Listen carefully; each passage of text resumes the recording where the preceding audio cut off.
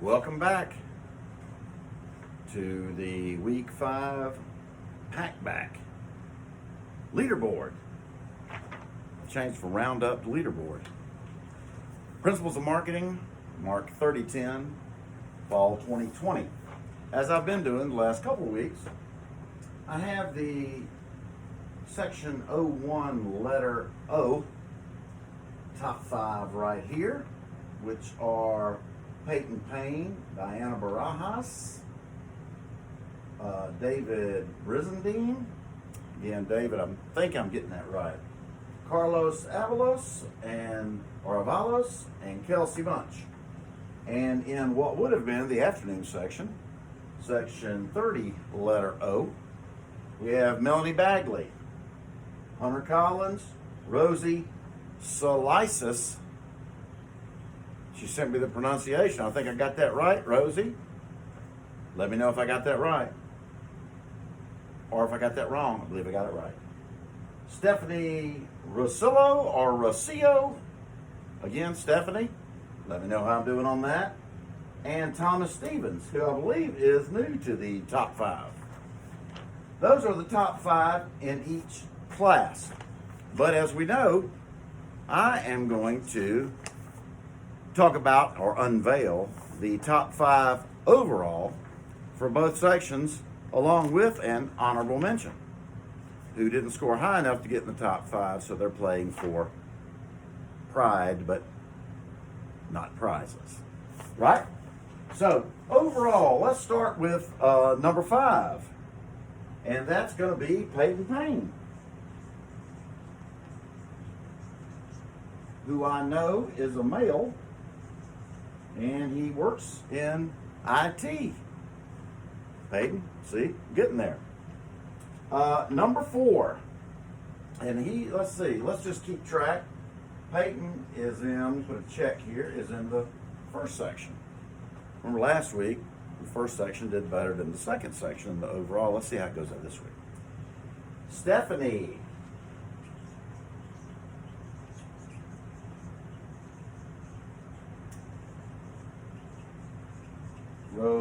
Rosillo. Let's see where Stephanie is. Stephanie is down here in the second section. So she's pulling the weight of the section 30, letter O. Now for our top 3, Rosie. Rosie is frequently in our overall. And I sure hope she's a marketing major.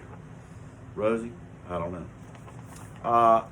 Rosie had a post, shouldn't use these exact words, but her post involved third-party justice perceptions. It's kind of that's a management theory, strictly speaking. But her overall post involved, does the way a firm treats their employees affect whether your likelihood to purchase from that firm or do business with that firm? And she had a couple of responses. People said no, just whatever's cheapest. But I happen to know someone personally who spent about a year and a half writing a paper on that topic as to whether unaffiliated third party, procedural justice perceptions of a firm, and the idea that where I got the idea from was a restaurant that I had eaten in. Would it affect whether somebody traded with that firm, their likelihood to purchase that firm? I found that it did. Right? If you went into let's say you went into a pizza parlor and it was good pizza, but every time you were in there, the owner of the establishment was just berating his or her employees to the point where you said, that's just awful that he or she does that. Maybe you wouldn't go back in there even though the pizza was good, because the basic underpinning concept and theory of justice is that you like to be treated fairly, but you also want other people to be treated fairly. I want to be treated fairly, but I want Rosie to be treated fairly. And if she's not treated fairly, it could influence the way I think about whoever's not treating her fairly. So that was a great post, and I posted a link to a very excellent paper that somebody I know wrote, and you can check it out. Even if you just read the abstract or the beginning of it, and then the findings part at the end, you might find that of interest. I found that it did make a difference. So anyway, that put Rosie in third place. She also mentioned, corporate hate sites. Not that many words, but corporate hate sites that people put up aimed at different firms. Walmart has several of them up that people, their own employees or others, have put up directing their fire at a firm. And those are growing in number. But anyway, so that's the bronze position.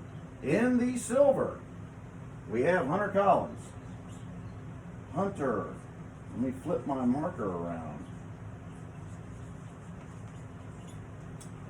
Hunter, again, he mentioned employee treatment of employees, and I covered all that in my talk about Rosie's post. But maybe it doesn't make a difference to you, but I believe it really does. Human nature is kind of similar for all of us, unless you're a psychopath, and I don't think we have any psychopaths. Again, I'll post a link to the whole paper that I wrote. Okay, I'll take the mystery out of it. And you might find it of interest or not. But obviously I did, because I spent a long time on it.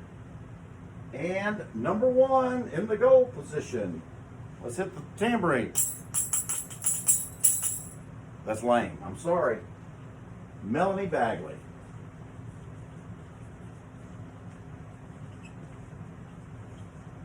And let me update us over here. We've got Melanie now, who has scored. Hunter, who has scored. Rosie, good lord. So, out of our top 5 overall, 4 of them are out of the afternoon section. Way to come back strong, guys. Way to come back. You're taking care of business. Melanie was talking about the ethical nature of in-app game purchases. Do you prefer to buy a game or just use it for free with the in-app purchases? As an adult, if I'm doing something like that, I don't mind the in-app purchases. They don't bother me that much. Her instance was with a child who was tending to some animals in an online game, and then got the message to purchase through the app a tool to help the feeding and caring of the lovely animals, but you had to pay for that. If you didn't pay for that, then the pets all died, and her child came undone. Good point. That was harsh, especially for a game that's aimed at children. Now, children are great influencers on their parents, right? We know that because cereal advertising, both in store and in other channels, is frequently directed at a younger audience. Now, a kid who's 7 or 8 years old, they don't have the money to affect that exchange. Marketing, we call it an exchange. But companies know that they're big influencers on their parents who do have the money, or their guardians or whatever they are. They do have the money to affect that exchange. So therefore they aim the messaging at the kids. Now, maybe game developers are doing the same thing. However, I would be inclined to not purchase that game just because of that instance that she had. And she got several comments on it too. That was a good discussion. So that's our top 5, and very closely right behind, we have Diana Barajas. I'm just going to write Diana B.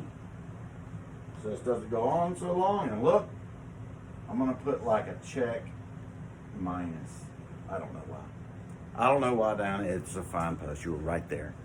So that gives us 2 out of the first section, and if we count the honorable mention, like it's upward bound basketball, right? We're not keeping score, but we are keeping score. So the second section was outstanding this week, no doubt about it, or last week that ended Sunday. And the week was 9/7 to 9/13. So you'll notice I have a couple of dates beside Peyton. It says 9/8. I have Melanie. It says 9/7. And then I even included poor old David, just because he has a good name, at 9/12. Not super excited about writing that, but I wrote it down. So here's what I would like to propose to you, my students. I think the first 3 people that text me and explain to me why I have these dates down here, I think you'll get maybe 3 extra bonus points on exam 1. It has to be a text, not an email. First 3. Which is a good segue into exam 1, which ends on tomorrow at 6 o'clock, I do believe. But check the course calendar. And remember to give yourself time. You can't log in at 5:45 and take it, because when the time ends, the exam will end, it will submit your score. So if you've answered 3 questions, that will be your score. All right? Don't be late. Give yourself time. Use the study aids available online, and those that I have posted for you. I created Quizlets for you to use. The lectures are posted, as are the modified PowerPoints, as well as the author's version of the PowerPoints and the textbook. And you should do well. All right?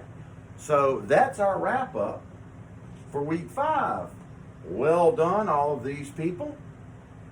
Well done, all of these people. And remember, the first 3 text messages I get explain to me why I wrote these dates down, get 3 extra bonus points on exam 1, which I will add after the fact.